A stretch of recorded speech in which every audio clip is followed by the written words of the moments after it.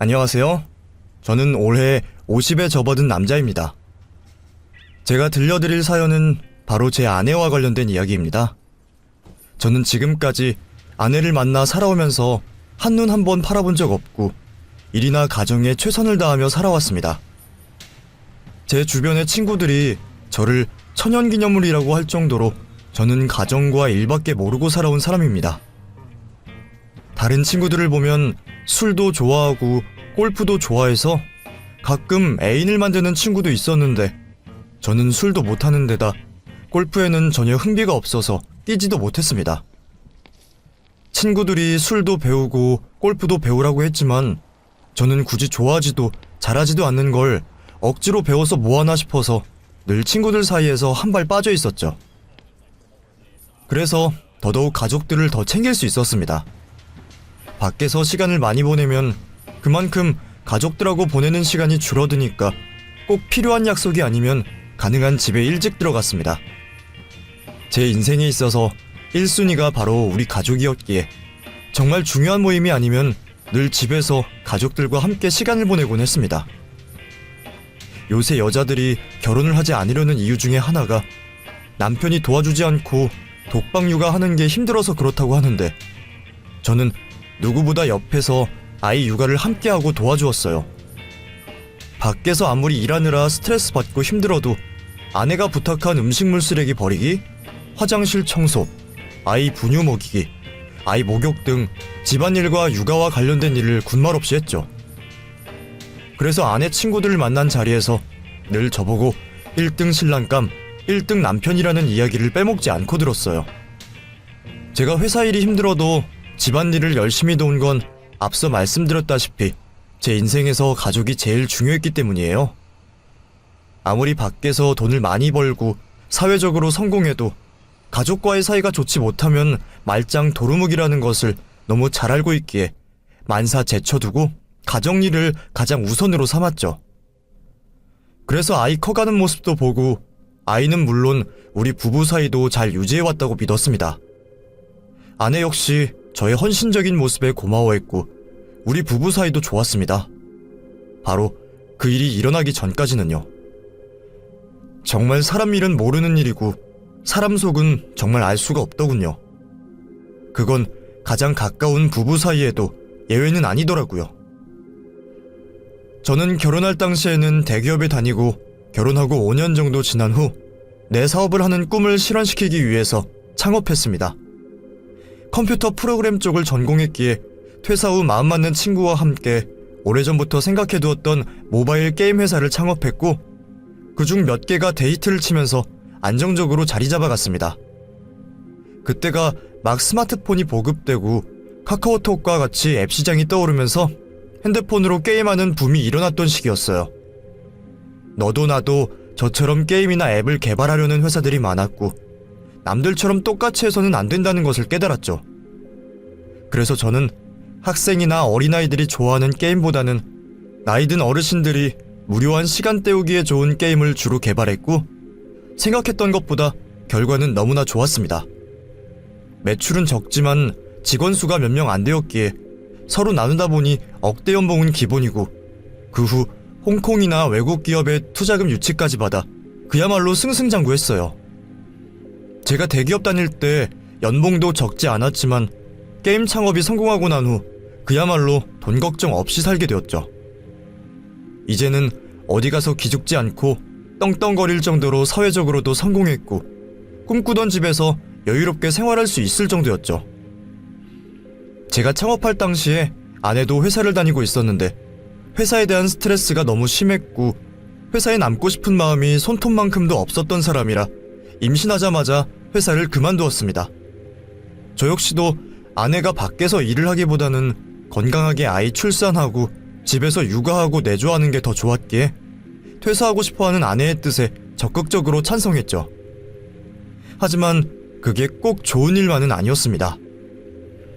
아내가 회사를 그만둘 당시만 해도 제 회사가 아직 자리 잡지 못했을 때라 생활비가 턱없이 부족했거든요. 그때는 저희 회사에서 게임이 출시하기 전 개발 단계라 어떠한 수입도 없었거든요. 그래서 겨우겨우 아내가 벌어오는 월급으로 관리비며 생활비 내고 먹고 살고 있었는데 이제 그마저도 들어오지 않으니 눈앞이 깜깜했죠. 그렇기 때문에 반드시 성공해야 한다는 부담감이 매우 컸습니다. 발등에 불이 떨어진 것처럼 그 후 일에만 매진했고 밤에 2-3시간 자고 일어나 일을 하는 것이 일상이 되어버렸죠. 한때는 너무나 피곤하고 잠이 부족해서 그런지 멀쩡하던 이가 흔들리고 빠지기도 했습니다. 이때 스트레스로 얼마나 머리가 많이 빠졌는지 아직도 제 정수리를 보면 원형 탈모 자국이 메꾸어지지 않을 정도였어요. 하지만 제가 여기서 무너지면 우리 가족 길거리에 앉게 될 것 같아 밥도 안 먹고 잠도 못 자고 게임 개발에만 몰두했죠. 이러다 건강에 큰 무리가 가겠다는 생각에 조금 쉬엄쉬엄 해야겠다 생각은 들었지만 일을 쉬어가면서 해야 할 수 없었던 때라 피로회복제 복용해가며 일을 했습니다. 기회란 노력한 자에게 온다는 말처럼 결국 저희 회사가 개발한 게임이 외국계 대기업에게 투자를 받아 크게 성공하게 되었어요. 처음에는 중장년을 타겟으로 소소하게 만든 게임이 이제는 청소년을 비롯한 젊은 층에게도 급속도로 퍼져 큰 돈을 만질 수 있었죠. 한번 성공의 맛을 보게 되니 더더욱 일에만 몰두해서 이제는 잠을 자지 않아도 밥을 먹지 않아도 아무렇지 않았어요. 그러다 보니 어느새 한계에 다다랐는지 몸 상태가 갑자기 나빠졌어요. 그 중에 특히 문제가 된 게 바로 간이었는데요. 잘 때마다 장기가 옆으로 쏠리는 듯한 느낌이 들면서 단 하루도 피로감이 가시질 않았습니다. 별로 큰일이라고는 생각하지 않았습니다. 잠이 부족하니 당연한 결과라는 생각이 들더라고요. 그래서 중간중간 잠을 보충해가면서 몸의 피로를 달랬습니다. 그런데 아무리 해도 몸이 나아지질 않아 병원에 갔습니다. 병원에서는 간 혈관종이 의심된다고 하더라고요. 간 MRI를 검사한 결과 10cm 크기의 종양이 발견되었고 간암으로 진행되기 직전의 상태라 다행히 다른 장기로 전이되지는 않았다고 하더라고요. 간암으로 전이되기 전에 수술을 하는 게 좋습니다. 조금 있으면 이 세포가 암세포로 발전하게 되는데 그때는 수술이 불가능한 상황이 될 수도 있고요. 최대한 빨리 날짜를 잡는 것이 좋습니다. 저는 병원 의사 선생님의 권유대로 수술을 하게 되었고 다행히 목숨에는 지장 없이 무사히 수술을 잘 끝낼 수 있었습니다. 조금만 더 늦었으면 큰일 날 뻔했죠. 수술을 하고 난 후 관리를 잘해야 된다고 하더라고요. 절대 무리하거나 피곤하게 생활하지 말고 음식도 건강식으로 잘 골라서 먹는 것이 좋다고 몸 관리에 신경을 쓰라고 하더라고요. 그래서 저는 아내한테 육식보다는 채식 위주로 자극적인 것보다는 염분도 적은 덜 자극적인 것 위주로 부탁했습니다. 아내는 알았다고 대답은 하더군요. 그런데 제가 병원에 있을 때도 그렇고 언젠가부터 정신이 딴 데 팔려있는 사람 같았습니다. 뭔가 늘 다른 생각에 빠져있고 대답도 건성으로 할 때가 많았습니다. 그런 모습이 조금 섭섭하더라고요. 제가 수술을 받기 2년 전 아내는 맹장 수술을 했는데 그때 저는 아내가 너무 걱정이 되어서 안절부절 못했는데 아내는 제가 간 수술을 받을 때도 덤덤해 보였습니다. 사실 의사 선생님께 병명을 진단받았을 때 혹시라도 아내가 충격받을까봐 크게 걱정을 했는데요. 하지만 이런 제 예상과는 달리 전혀 놀란 표정도 아니었어요. 보통 남편이 큰 중병에 걸렸다고 하면 다들 울거나 슬퍼하는 게 일반적이잖아요. 그런데 대수롭지 않아 하는 아내의 모습에 상처를 받았죠. 하지만 그때는 그냥 제 착각이겠지 했어요. 건강하던 사람이 아프게 되면 괜히 감정적으로 변한다고 하잖아요. 그래서 제가 몸이 아파서 예민해졌나 보다, 별것도 아닌 일에 내가 과하게 생각하는가 보다 했습니다. 하지만 시간이 지날수록 확실히 아내는 예전하고 다르다는 느낌이 들었습니다. 제 밥을 차려주는 것만 봐도 알 수 있었죠. 제가 병원에서 퇴원하고 난 후 저는 자극적이지 않은 속이 편한 음식들을 먹고 싶었는데 식사 시간 때 매번 김치찌개랑 기본 반찬 몇 가지를 주는 겁니다. 분명 수술을 받고 나서 의사 선생님한테 자극적인 음식 먹으면 안 된다고 같이 설명 들었는데 그걸 까먹었는지 매번 김치찌개를 내주더라고요. 처음에는 그냥 그런가 보다 했습니다. 자극적인 건 내가 안 먹어도 되지 싶어서 김치찌개는 아주 조금만 먹고 다른 반찬을 먹었죠. 그런데 그 다음 날도 그 다음 날도 식탁 위에는 김치찌개만 올라왔습니다. 김치찌개를 얼마나 많이 끓였는지 식탁에 김치찌개가 올라올 때마다 졸여진 김치찌개를 먹게 되었죠. 여보, 오늘도 김치찌개야? 다른 건 없어? 어? 다른 거 뭐? 김치찌개 당신 좋아하잖아. 그래서 많이 끓인 거야. 뭐 김치찌개 좋아하긴 하지. 그런데 너무 맵고 짠 거 말고 다른 메뉴를 먹었으면 해서. 다른 메뉴 뭐 그냥 김치찌개 먹으면 안 돼? 갑자기 다른 메뉴를 어떻게 바꿔? 그리고 만들어 놓은 건 먹어야지. 버리기도 아깝잖아. 다음에는 다른 거 만들어 줄게. 그래, 그럼 그러지 뭐. 이왕 만들어 놓은 거 버릴 순 없으니까 오늘은 그냥 먹을게. 그리고 요즘 부쩍 반찬 가지고 뭐라고 하는 것 같은데 밥상 앞에서 투정 부리지 좀 마. 만들어 놓은 것 가지고 그러면 나는 더 하기 싫어져. 일일이 국 끓이는 것도 만만치 않고 반찬 만드는 것도 만만치 않아. 투정 부리는 게 아니라 내가 얘기했잖아. 짜고 맵고 자극적인 것보다 그냥 싱거워도 괜찮으니까 속 편한 음식 먹고 싶다고. 꼭 김치찌개 끓일 필요는 없잖아. 김치찌개가 뭐 어때서? 그리고 그렇게 내가 만들어주는 것이 불만이면 당신이 그냥 만들어 먹어. 나도 매일 집에서 밥하는 거 짜증나. 제가 무슨 말만 하면 아내는 눈에 쌍심지를 켜고 더 큰 소리를 냈고 괜히 한마디 더 했다가는 싸움으로 이어지게 되었습니다. 그래서 화가 나고 억울하긴 했지만 일단 참고 넘어갔죠. 그렇게 일주일 내내 김치찌개만 올라오고 난 후 그 다음부터는 콩나물국으로 메뉴를 바꿨더라고요.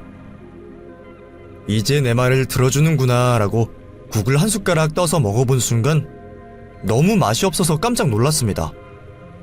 콩나물에 소금만 넣고 콩나물국을 끓여도 그것보다는 맛있을 텐데 간도 안 맞고 물하고 콩나물만 들어있는 것을 콩나물국이라고 끓여서 주는데 제가 너무 기가 막히더라고요.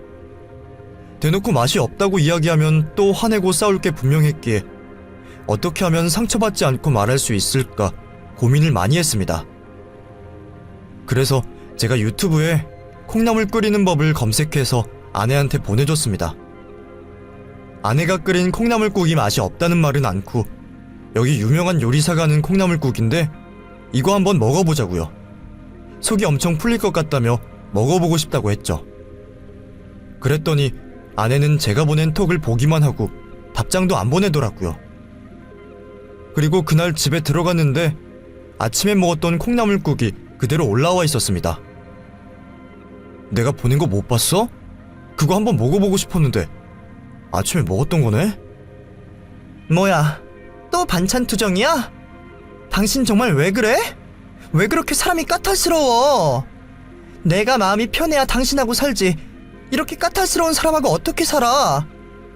도대체 나는 남자들 반찬 투정하는 거 이해를 못하겠어.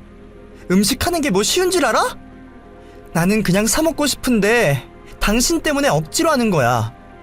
해주면 고마운 줄 알고 먹을 일이지. 왜 그렇게 하나하나 트집을 잡는 거야? 설마 어디서 다른 여자 만나고 다니면서 괜히 나한테 트집 잡는 거 아니야? 그러지 말고 솔직하게 얘기해. 이혼하고 싶다고 하면 이혼해 줄게. 도대체 무슨 얘기를 하는 거야? 여자는 뭐고 이혼은 뭐야? 당신 하는 게 그렇잖아. 요즘 시대가 어떤 시대인데 여자한테 밥맛 없다고 잔소리하고 사람 피를 말려 사람을 못살게 괴롭히는 거. 이런 것도 이혼 사유가 되는 거야. 지금 무슨 소리를 하는 거야? 나는 콩나물국 먹고 싶다고 한 것뿐인데 먹고 싶은 거 얘기하면 다 이혼 사유가 되는 거야? 이게 닥달하고 사람 휘말리는 거야? 그런 걸로 이혼하려면 대한민국에 이혼 안 하는 가정이 어디 있겠어. 괜한 트집 부리지 마. 됐어. 나도 더 이상 뭐 해달라 소리 안 할 테니까 당신도 앞으로 말도 안 되는 소리 그만해. 무슨 말만 하면 아내는 나랑 이혼하고 싶어서 그러는 거냐면서 저를 닥달하더라고요. 누가 보면 마치 제가 아내에게 죄 지은 사람처럼 저를 구박하더라고요. 오히려 화를 낼 사람은 나인데 뻑하면 소리 지르고 이혼하자고 말하고 화를 내니까 아내한테 무슨 말을 못 꺼내겠더라고요. 게다가 아내는 저녁마다 약속이 있다면 나갔고 가끔은 술도 마시고 늦게 들어왔습니다. 그러고 보니 예전에는 이렇게까지 자주 밖에 나가지 않았는데 하루가 멀다 하고 밤늦게까지 외출하는 아내가 이상했어요. 하루는 제가 저녁에 일을 마치고 들어와서 배가 고파서 밥을 먹으려고 하는데 밥통에 밥이 하나도 없는 겁니다. 아이는 학원 갔다가 밤늦게 온다고 하고 집에 들어가니 저 혼자더라고요. 배는 고픈데 밥통에 밥도 없고 해서 시켜 먹을까 하다가 사 먹는 것보다 집밥 먹는 게 낫겠다 싶어서 쌀을 씻어서 밥을 했습니다. 밥은 30분 정도만 하면 되니까 씻고 나와서 냉장고에 있는 반찬 꺼내서 먹을 생각이었죠. 밥은 전기밥솥에 올려놓고 저는 샤워 먼저 하고 잠시 후 밥솥에 밥이 다 되었길래 밥을 퍼서 냉장고에 반찬을 꺼내서 밥을 먹기 시작했죠. 그런데 콩나물 무침을 한 입 먹었는데 맛이 이상한 겁니다.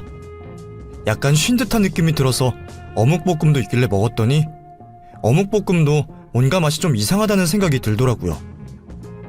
그래서 다른 반찬을 꺼내 먹으려고 봤는데 마땅히 먹을 것이 없어서 김 꺼내서 김치하고 대충 저녁 먹고 끝냈죠. 잠시 후 아이가 학원 마치고 들어오더군요. 이제 들어왔어? 배 안 고파? 너 밥 먹었어? 아이에게 물으니 밖에서 친구들하고 간단히 사 먹고 왔다고 하더라고요. 왜? 집에 들어와서 먹지. 나도 집에 와서 먹으려고 했는데 엄마가 집에는 먹을 거 없다고 밖에서 사 먹으래. 냉장고에 있는 반찬도 오래돼서 먹을 수 있을지 없을지도 모르겠다고. 아빠, 엄마 요즘 무슨 일 있어? 왜 엄마는 밥도 안 해주고 반찬도 안 만들어주는 거야? 우리 친구 엄마들은 집에 가면 엄마가 간식도 챙겨주고 맛있는 것도 해놓는다는데 냉장고에 있는 반찬도 다 반찬 가게에서 산 거래. 그러면서 아빠한테는 비밀이랬어. 아빠가 조미료 들어간 음식 먹는 거 싫어하니까 말하면 절대 안 된다고. 그런데 요즘은 반찬도 잘 안 사는 것 같아. 집에 먹을 게 없어. 딸아이 말 듣고 있으니까 정말 기가 막히더라고요. 회사를 나가는 것도 아니고 제가 어디 가서 돈 벌어오라고 하는 것도 아닌데 도대체 어디서 뭘 하기에 집에 밥도 없고 반찬도 사서 먹고 그것도 모자라 반찬이 냉장고에서 쉬어가는 줄도 모르더라고요. 게다가 요새는 아예 집안 청소도 손 놓았는지 맨발로 거실을 돌아다니다 보면 찐득찐득 발바닥에 먼지가 많이 묻었어요. 청소하는 거 힘들까봐 파출부 아줌마 부르라고 100만 원이나 생활비 올려줬는데도 집안 꼴이 많이 아니었어요. 그럼 그 돈을 어디다 갖다 썼는지 아무리 생각해도 집안일을 손 놓고 나몰라라 하는 아내 행동이 이해가지 않았어요. 그래서 하루는 참다 못해 싸움을 하게 되었죠. 매일 무슨 약속이 그렇게 많아? 어떻게 회사 운영하는 나보다 사람을 더 많이 만나고 음식을 왜 그렇게 다 사다 먹어? 내가 당신 보고 일하라는 소리 안 하고 돈 벌어오라는 소리도 안 하잖아. 그런데 기본적인 집안일도 안 하고 밖으로만 놔두려고 해. 나는 그렇다 쳐. 애 밥은 챙겨줘야 될 거 아니야. 애가 매일 밖에서 밥을 사 먹고 오는 게 말이 돼? 지금 한창 잘 먹어야 하는 때고 공부 한창 해야 할 나이인데 집에서 뒷바라지를 해줘야 할 거 아니야. 지금 나한테 소리 지르는 거야? 왜 나한테 소리 질러? 왜 나한테 겁주고 그래? 조금 있으면 사람 치겠다? 어? 그래, 한번 쳐봐. 쳐보라고. 조용히 말해도 되는 걸 왜 소리치고 난리냐고. 당신이야말로 왜 그래? 요즘 계속 나한테 잔소리나 하고 내가 평생 뭐 집에서 밥만 하고 살아야 해? 나도 내 시간 좀 가질 수 있는 거잖아. 집에 먹을 게 없으면 시켜 먹어도 되고 밖에 나가서 사 먹으면 되지. 요즘 배달 음식이 얼마나 잘 나오는데 꼭 집밥을 먹어야 된대. 나도 정말 지겨워. 당신 보면 나도 숨이 막혀.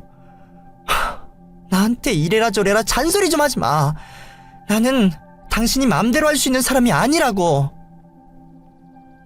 저는 아내가 도대체 왜 저러는지 이해가 안 되더라고요. 누가 봐도 이 문제는 아내가 잘못한 게 100번 맞는데 제게 사과하기는커녕 오히려 적반하장식으로 화만 내니 도저히 대화를 할 수 없었어요. 원래 이런 사람이 아니었는데 신혼 초에는 청소도 잘해놓고 아침 저녁으로 새 밥과 새로 끓인 국으로 잘 챙겨주었는데 한순간에 다른 사람처럼 변한 아내가 낯설었어요.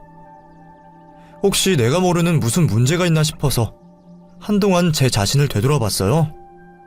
하지만 저는 회사 일로 잠시 바빴던 것을 빼고는 바람을 핀 적도 가정을 소홀히 한 적도 없어서 억울했어요. 제가 아내하고 일이 하도 답답해서 우리 부부에게 무슨 문제가 생겼나 싶어서 정신과 의사인 친구에게 한번 물어봤습니다.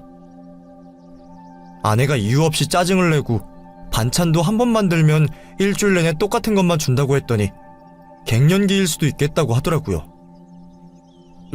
갱년기? 나이가 아직 40대 중반인데 갱년기가 올 수 있는 거야? 요즘은 30대 후반에 오는 사람들도 있어. 갑자기 덥다고 하고 짜증이 많고 만사가 귀찮다고 하면 갱년기일 가능성이 크지. 갱년기일 때는 옆에서 자꾸 자극하는 것보다 가만히 얘기 좀 들어주고 하고 싶은 거 하도록 두는 것도 괜찮아. 갱년기 때 사람 잘못 건드리면 이혼당해, 이 친구야. 잘해줘. 외로움 타고 우울증 느끼지 않게. 저는 갱년기는 생각지도 못했는데 친구 말 듣고 보니 그럴 수도 있겠다는 생각이 들더라고요. 내가 신경을 써줘야 하는데 제가 수술하고 나서 너무 예민하게 굴었나 싶기도 하고 너무 제 자신만 생각한 것 같아서 미안하더라고요. 그래서 아내한테 전화해서 밖에서 저녁 먹자고, 밥하지 말고 밖에 나가서 맛있는 거 먹자고 하려고 전화했습니다. 그런데 전화도 안 받더라고요. 저는 아내가 전화기 두고 어디 나갔나 싶어 문자로 보내놨습니다. 그런데 잠시 후 문자가 왔는데 자기는 이미 저녁 약속이 있다고 저녁은 저 혼자 먹으라고 하더라고요. 저는 어딜 또 나가냐고 물어보려고 하다가 사춘기보다 무서운 게 갱년기라고 하는데 그래, 일단 그냥 두자. 그냥 하고 싶다는 대로 하게 놔두자 했습니다. 그 후 친구의 말대로 가능한 아내의 심기를 거슬리지 않도록 노력했어요. 아내 대신 저는 아침에 조금 일찍 일어나서 새로 밥을 하고 국을 끓이고 제가 만들 수 있는 반찬을 만들었습니다. 그리고 학교 가는 딸에게 아침 굶고 가지 말고 든든하게 먹고 가라고 밥도 챙겨줬죠. 아내는 저와 딸이 나갈 때까지 일어나지도 않았습니다. 예전에는 안 그랬는데 갱년기 증상 때문에 우울해서 저러겠지 싶어서 저는 아내를 깨우지도 않고 아침밥 차려놓고 먹으라는 메시지까지 적어두고 나갔죠. 그리고 요즘 기분 안 좋은 것 같은데 기분 전환할 수 있는 취미생활이라도 하라고 두둑하게 용돈도 챙겨줬죠. 그렇게 저는 당분간 아내한테 아무 말도 하지 않고 마음을 좀 치유할 수 있는 시간을 줘야겠다고 생각했습니다. 갱년기는 자기 맘대로 되는 것이 아닐 테니까요. 그렇게 한 3개월쯤 지났을 겁니다. 제가 매일 아침 일어나 밥하고 밥까지 챙겨주고 나가는 것에 양심의 가책을 느꼈는지 아내는 다시 밥도 해놓고 음식을 하기도 하더라고요. 그런데 역시나 제가 그렇게 하지 말라고 했던 김치찌개를 끓이고 모든 반찬은 도저히 먹을 수 없을 정도로 만들어뒀습니다. 처음에는 그런가 보다 했는데 이게 한두 번 계속되다 보니 일부러 나를 골탕 먹이려고 저러나 라는 생각까지 들게 되더라고요. 저도 나름 화를 가라앉히고 아내가 갱년기라 그런가 보다 하고 넘기려고 했지만 가만히 지켜보니 아내에게 갱년기가 왔다고 하기에는 좀 이상한 점이 많았습니다. 아내는 제 앞에서만 말도 잘 안 하고 저만 오면 방으로 들어가 버렸는데 아내가 제 앞에서만 그런 모습을 보인다는 것을 알게 되었습니다. 제가 하루는 거래처 사람을 만나기 위해 낮에 모 백화점에 들렸던 적이 있습니다. 저는 백화점 커피숍에 들어가려고 할 때 어디서 익숙한 목소리가 들려오더라고요. 그래서 저는 반사적으로 소리가 나는 쪽으로 돌아보았고 거기에는 아내가 에스컬레이터를 타고 내려가면서 누군가 통화를 하고 있었습니다. 저는 여보하고 불렀는데 아내는 제 목소리를 듣지 못했는지 계속 웃으면서 통화를 하면서 에스컬레이터를 타고 내려가더라고요. 거래처 사람과 만나기 30분 전이라 저는 아내하고 차라도 한잔할까 싶어서 에스컬레이터를 타고 아내 뒤를 따라갔죠. 그리고 아내가 통화하는 소리를 듣게 되었는데 통화하는 상대는 왠지 여자가 아니라는 느낌이 들더라고요. 상대에게 존댓말을 쓰는 것과 과한 콧소리를 내는 것, 애교를 부리는 것을 보니 상대는 분명 남자다 라는 생각이 들었습니다. 아내는 에스컬레이터를 타고 지하 주차장까지 내려갔고 지하 주차장에 도착하자 차 한 대가 입구에서 아내를 기다리고 있었습니다. 그리고 아내는 치마를 나풀거리면서 달려가 그 차에 올라타더라고요. 순간 이게 뭐지 하는 생각이 들었고 그 차는 누구이며 아내가 통화한 사람은 누구인지 알아봐야겠다는 생각이 들었습니다. 그 전까지는 한 번도 아내가 바람이 났을 거라고는 생각하지 못했는데 낯선 차를 타는 아내를 본 순간 불륜을 의심하지 않을 수 없었어요. 저는 조용히 펴내지 않고 아내가 무슨 일을 벌이고 다니는지 알아보기로 했죠. 저는 아내가 집에 들어온 후 아내 휴대폰을 먼저 뒤져봤는데 아내 휴대폰은 도저히 열어볼 수가 없었습니다. 무슨 비밀이 많아서 그러는 건지 아내 휴대전화는 본인이 아니고는 절대 열어볼 수 없게 만들어 놨더라고요. 그래서 저는 휴대폰으로 아내 뒤를 잡기는 힘들겠다 싶어 다른 방법을 생각했죠. 하루 잠복하고 있다가 아내 뒤를 밟을까, 아내 차에 위치 추적기라도 달까 별의별 생각을 다 했는데 손 안 대고 코를 풀 수 있게 되었죠. 제가 본격적으로 아내 뒤를 밟기 전에 한 여자가 우리 집에 찾아왔더군요.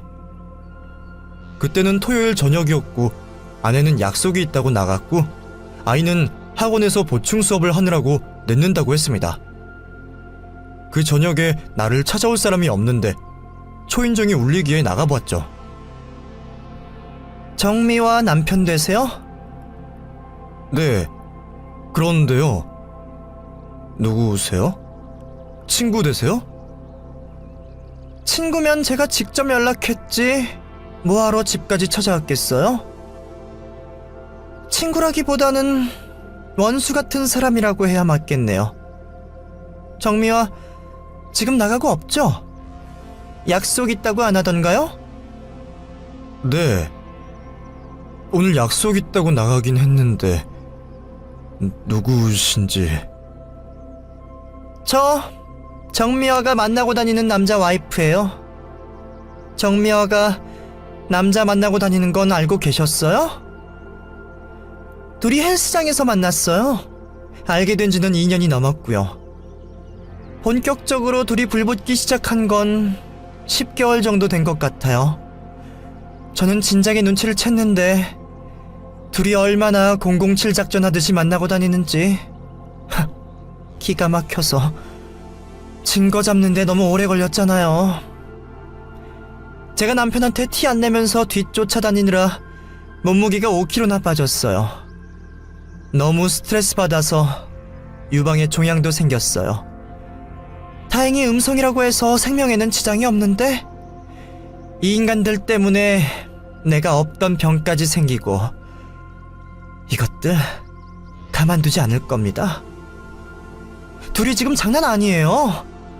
눈에 뵈는 거 없고요. 대부분 낮에 만나요. 둘이 일주일에 거의 3, 4일은 만나고 만날 때마다 모텔, 호텔 아주 열심히 다니더라고요. 도저히 안 믿어지시죠? 저도 처음에는 설마 했어요. 그런데 남편이 어딜 가나 좀 눈에 띄는 스타일이라 저보다 다른 사람 눈에 먼저 띄었어요. 제 남편한테 여자가 있는 것 같다고 혹시 모르니 알아보라고 지인이 알려주더라고요. 그래서 저도 본격적으로 알아보기 시작한 거예요. 남들이 얘기 안 해줬으면 모를 뻔했어요. 저 증거 다 모았어요. 소송 이미 걸었고 곧 소장 이쪽으로 날아올 거예요. 그 여자가 한참 얘기를 하는데 저는 너무나 낯설고 생각지도 못한 얘기들이라 멍하니 듣고만 있었습니다. 그 사람이 하는 말 그대로 믿을 수도 없고 믿지 않을 수도 없었습니다. 저는 한참 듣고만 있다가 겨우 말을 꺼냈습니다. 정말 제가 뭐라고 해야 할지 모르겠어요. 솔직히 그쪽이 하는 얘기 다 믿지도 못하겠고, 아내가 좀 의심스럽긴 하지만 일면식도 없는 사람이 하는 얘기를 다 받아들이긴 힘드네요. 제가 아내 들어오면 얘기 한번 해보겠습니다. 바람난 여자 말을 믿는다고요? 물어본다고 솔직하게 얘기할 거라고 생각하세요? 증거 보여드려요? 증거요? 그래요. 보고 싶네요. 저도 좀 볼 수 있겠습니까? 그러자 그 여자는 손에 들고 있던 휴대폰을 열어 보이면서 둘이 주고받은 내용, 둘이 함께 찍은 사진, 화면 캡처해 놓은 것을 하나하나 열어 보였습니다. 그 사진을 보니 정말 하늘이 무너지는 것 같았습니다. 이건 정말 있을 수도 없는 일이었습니다. 이 사람이 제 아내라는 게 믿어지지가 않았습니다. 그 남자와 주고받은 대화를 보니 아내는 완전히 딴 사람이 되어 있었더군요. 그 여자가 찾아온 그 전날 밤도 우리 부부는 뜨거웠습니다. 아내가 짜증을 내기 시작하기 전까지는 우리 부부 사이 괜찮았고, 특히 부부 생활도 나쁘지 않았다고 생각했습니다. 그런데 그 여자는 계속 다른 남자를 찾아다녔던 것 같더군요. 아내에게 남자가 있었고, 더 참기 힘든 건 사진 속의 아내는 너무나 행복해 보였습니다. 그 남자를 진짜 사랑하는 듯 보였고, 정말 둘이 가슴 설레는 연애를 하고 있는 것 같아 보였습니다. 심장이 미친 듯이 벌렁거리고 눈앞이 깜깜했습니다. 어떻게 이런 일이... 어떻게... 제가 너무 충격을 받은 듯 보였는지 그 여자가 그러더라고요. 그쪽은 와이프를 그렇게 모르세요? 그 여자 완전 여우 같은 여자예요. 둘이 연락 주고받는 거 엿보니 그 여자 지금까지 자연스럽게 이혼하려고 애 엄청 쓴 것 같던데요. 그쪽 재산이 엄청 많아서 이혼하면 그 여자한테 돌아갈 재산이 많잖아요. 그래서 일부러 부부싸움도 생기게 하고 정 떨어지는 집만 골라서 했던 것 같은데 아닌가요? 이혼하려고 일부러 그랬다고요? 갱년기 아니고요. 저는 아내한테 갱년기가 와서 그런 줄로만 알았는데 일부러 이혼하려고 그랬다는 거죠? 원하시면 둘이 무슨 문자를 주고받았는지 다 보여드릴 수 있어요. 그러면 그쪽도 아내 모습을 제대로 볼 수 있겠죠. 저는 그 여자에게 제 연락처와 메일 주소를 주고 자료들을 좀 받고 싶다고 했습니다. 그리고 그날 밤 그 여자로부터 메일이 왔는데 저는 정말 뒷목 잡고 쓰러질 뻔했습니다. 아내가 만나는 남자는 프리랜서 사진작가였습니다. 아내가 돈이 많아 보였던 건지 몸매 비율이 좋다, 아름다운 모습을 찍어주고 싶다고 접근했고, 아내는 그 말에 혹해서 만나기 시작한 것 같았습니다. 우리 집에 찾아온 여자는 회사를 다니고 있어서 아침이면 꼬박꼬박 출근을 해야 하지만 그 남자는 프리랜서이다 보니 시간을 자유롭게 쓸 수 있는 사람이었습니다. 직장 다니는 아내를 대신해 아이를 데려다주고 데려오는 일도 그 남자가 다 했고, 그 외의 시간은 적당히 일하면서 제 아내를 만나 사진 찍어주고 둘이 놀아났던 겁니다. 사진작가라 그런지 사진 찍는 기술도 예술이더군요. 아내를 만나는 동안 그 남자는 아내의 가장 아름다운 모습들만 포착해서 사진을 찍어주었고, 아내가 어떤 모습을 좋아하는지 잘 알고 있는 듯 했습니다. 게다가 아내의 누드 사진도 촬영했더라고요. 그 모습을 보니 정말 둘이 갈 때까지 간 사이라는 것을 인정하지 않을 수 없었고, 상상하기도 싫은 아내의 불륜 장면이 절로 생각났어요. 솔직히 인정하기 싫지만 그 상간남은 남자가 봐도 매력적인 외모의 소유자였어요. 직업이 사진작가라서 그런지 옷 입는 스타일도 세련되고 보면 볼수록 왜 아내가 빠졌는지 알겠더라고요. 게다가 서로 주고받은 문자를 보면 굉장히 세심한 성격에 여자 마음을 끌 줄 아는 사람이었습니다. 나와는 정반대의 모습에 끌렸겠죠. 그 남자를 만나는 순간 아내의 마음이 어땠을지 알 것 같아 더 괴롭고 힘들었습니다. 둘이 나눈 대화를 보니 아내가 그 남자에게 조금만 기다려달라고 했습니다. 남편이 자기를 슬슬 질려할 거라고, 곧 남편 입에서 먼저 이혼하자는 소리 나올 테니 그때 위자료도 챙기고 재산 분할도 하고 한몫 챙기면 앞으로 먹고 사는 데는 큰 문제 없다고 그 남자에게 얘기했습니다. 그랬더니 그 남자도 아내가 혹할 만한 말만 골라서 하더라고요. 미화야, 나는 집에 있어도 늘 마음은 너에게 가 있고 잠을 잘 때도 아침에 일어날 때도 너만 생각해. 아내와는 지금 각방 쓰고 있고 아내는 털끝 하나도 손대지 않아. 미화가 아니면 나는 그 어떤 여자도 싫어. 미화야, 전생에 우리는 이루어지지 못했던 연인이었나 봐. 내가 결혼하고 조금 늦게 너를 만났지만 너를 만나게 되어서 지금 너무 행복하고 어떤 일도 감내할 준비가 되어 있어. 이 생에서 너를 만나지 못했다면 나는 이 인생 그냥 아무 의미 없이 살았을 거야. 너는 내가 살아가는 의미이고 내가 숨쉬고 싶은 이유야. 남들이 우리를 어떻게 볼지 잘 알고 있어. 불륜이라고 손가락질 하겠지. 그런데 나는 우리가 불륜이라고 생각하지 않아. 나는 이제야 진짜 사랑을 찾은 거고 내가 찾은 진짜 사랑을 두 번 다시 놓치고 싶지 않아. 우리 조용히 이혼하고 영원히 우리 두 사람 행복하게 살자. 그렇게 문자를 받고 아내는 철환 씨 사랑한다는 말을 계속 반복하고 있더군요. 자기는 지금 철환 씨만 생각하고 있다고, 나 역시 마찬가지라고, 내가 살아가는 의미는 철환 씨밖에 없다고. 정말 눈알이 튀어나오는 것 같았습니다. 저는 한참 동안 거실에 앉아 있었습니다. 어떻게 해야 할지 감도 안 오더라고요. 아내한테 전화를 해봤습니다. 전화를 안 받더군요. 오만 가지 생각이 다 들고 이 현실을 어떻게 받아들여야 되나 생각이 너무 많아졌습니다. 그리고 지금까지 아내가 했던 행동들이 하나씩 떠오르더군요. 요리를 못하는 사람도 아니고 음식 만드는 걸 싫어하는 사람도 아닌데 아내가 왜 그렇게 행동했는지 그제야 모든 걸 알겠더라고요.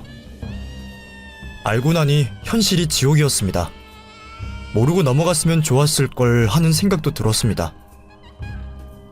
밤 늦게야 아내가 문을 열고 들어오고 그 얼굴을 보는 순간 저는 너무 화가 나서 심장이 터질 것 같은데 아내는 제가 자기를 쳐다보자 바로 욕실로 들어가서 샤워부터 하더라고요.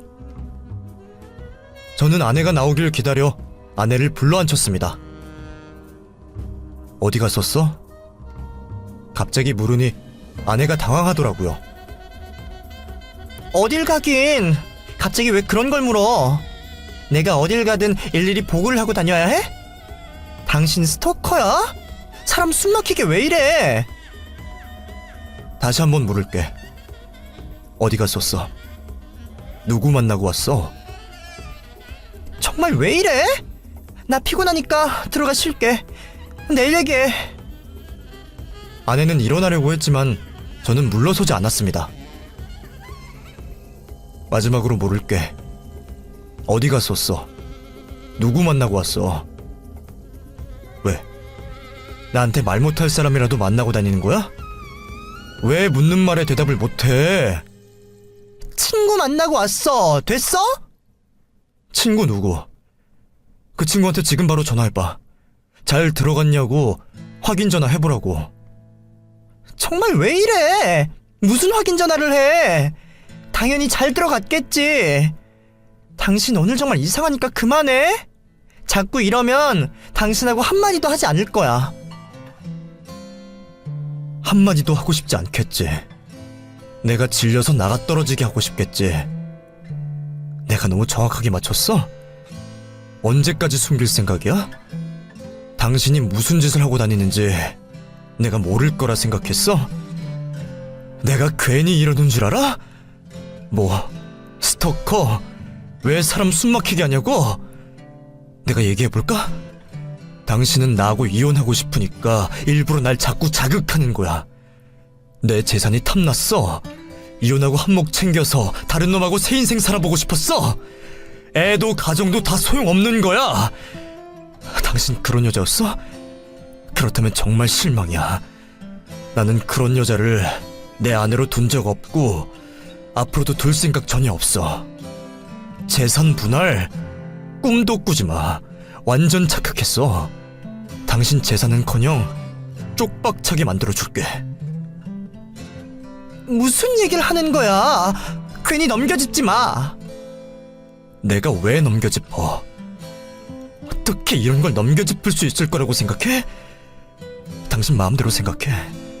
그리고 앞으로 어떤 일이 벌어질지 각오하는 게 좋아. 나 가만 안 있어. 아내는 그제서야 제가 다 알고 있다는 사실을 깨닫고 저의 냉정한 반응에 아내는 어쩔 줄 몰라 했습니다. 그리고는 지금까지 냉랭한 태도는 온데간데 없고 행동을 싹 바꿔서 저를 달래더라고요. 그리고 평소에 하지도 않던 음식을 만들고 제가 준 레시피대로 콩나물국을 끓여서 주기에 다시는 이딴 거 만들지 말라고 보는 앞에서 콩나물국을 변기에 부어버렸습니다. 그리고 제가 계속 냉정한 태도를 보이니 미안하다, 잘못했다는 말을 1000번은 한 것 같네요. 하지만 그 소리가 제 귀에는 전혀 진심으로 들리지 않았습니다. 그 순간에도 나를 속이고 있는 듯했고 저는 그 순간에도 앞으로도 더 이상 아내를 믿을 수 없을 것 같았습니다. 처음에는 제 마음을 돌리기 위해서 저에게 싹싹 빌었지만 제 마음이 돌아서지 않자 솔직히 자신의 마음을 다 얘기하더라고요. 결혼했다고 평생 당신만 만나야 되는 거야? 억울하면 당신도 다른 여자 만나. 바람 한번 폈다고 이혼할 것 같으면 세상 사람들 다 이혼하지 어느 부부가 남아있겠어. 나만 바람 피는 줄 알아? 솔직히 주변에 바람 피는 사람 진짜 많아. 서로 모르고 살 뿐이야. 어떻게 평생 한 사람만 보고 살아? 평생 밥만 먹고 살 수 없듯이 평생 한 사람하고만 잠자리 할 수 없는 거 아니야? 똑같은 사람, 똑같은 일상, 똑같은 잠자리. 너무 지겹잖아. 나는 당신이 다른 여자랑 하룻밤 자고 온다고 해도 이해해. 물론 기분은 나쁠 수 있지. 그럴 수도 있는 거잖아. 그걸 이해 못해? 당신도 바람 피우고 와. 그럼 둘이 똑같이 되는 거니까 억울한 거 없잖아. 진심이 술술 나오더군요. 그래서 제가 말했습니다. 나도 다른 여자 만날 거야. 당신보다 훨씬 더 매력적이고 마음 좋은 여자 만날 거야. 당신처럼 인간 쓰레기 같은 여자는 안 만나. 가정 있는 남자 만나는 여자가 제정신이겠어? 그래서 나는 내 가정 정리하고 새로운 여자 만날 거야. 깨끗하게 이혼하고 새로운 여자 만나서 내 재산은 정말 내가 사랑하는 여자를 위해서 쓸 생각이야. 그러니까 내가 다른 여자를 만나는 건 걱정도 하지 마. 만나지 말라고 바짓가랑이를 붙잡고 늘어져도 만날 테니까 나는 새 여자를 만나기에 충분히 젊고 능력이 있으니까 걱정 안 해도 돼. 그러자 아내는 펄쩍 뛰면서 입에 개거품을 물더라고요. 저는 우리 집에 찾아온 여자와 서로 협의해서 서로 배우자에게 상간녀, 상간남 소송을 걸었고 아이에게도 모든 사실을 솔직히 얘기했습니다. 사춘기에 갓 접어든 나이라 말하기 좀 조심스럽긴 했지만 아이는 제가 생각했던 것보다 훨씬 생각이 많이 자라 있었습니다. 그리고 아이가 엄마를 보고 얘기를 하더라고요. 엄마는 우리보다 엄마 만나는 아저씨가 더 좋지? 나도 그런 엄마는 필요 없어. 나는 그냥 아빠랑 살게. 엄마는 엄마 좋은 사람이랑 살아. 나도 엄마 보고 싶지 않아. 그러자 아내는 큰 충격을 받은 듯 했습니다. 아이까지 그렇게 나올 줄은 몰랐던 모양이더라고요. 아내가 이혼 도장을 찍지 않으려고 해서 저는 이혼 소송을 걸었고 이혼 소송 문제와 재산 분할 문제는 전문 변호사에게 맡겨서 잘 처리하고 있는 중입니다. 아내가 그동안 아이를 키워왔던 공이 있으니 재산을 아예 안 줄 수야 없겠지만 절대 아내가 생각했던 금액은 받아갈 수 없을 거라고 변호사가 얘기하더라고요. 매달 저희 친부모님, 장인 장모님에게도 똑같이 용돈을 보내드렸는데 그것도 완전히 끊어버렸습니다. 그러니 처가에서도 난리가 났더라고요. 그렇게 성실하고 돈 잘 버는 남자 두고 뭐하는 짓이냐고요. 아내 복이라 생각합니다. 자기 복 제 발로 차버린 거죠. 저는 지금 딸하고 같이 지낼 새 집을 알아보고 있는 중이고 아내와 살던 집은 거래 중에 있습니다. 앞으로 저는 딸이 대학 갈 때까지는 딸 뒷바라지에 최선을 다할 생각이고요. 그 다음에는 제 인생 살 겁니다. 긴 얘기 들어주셔서 감사합니다. 내일 좋은 날 되시고 건강하세요.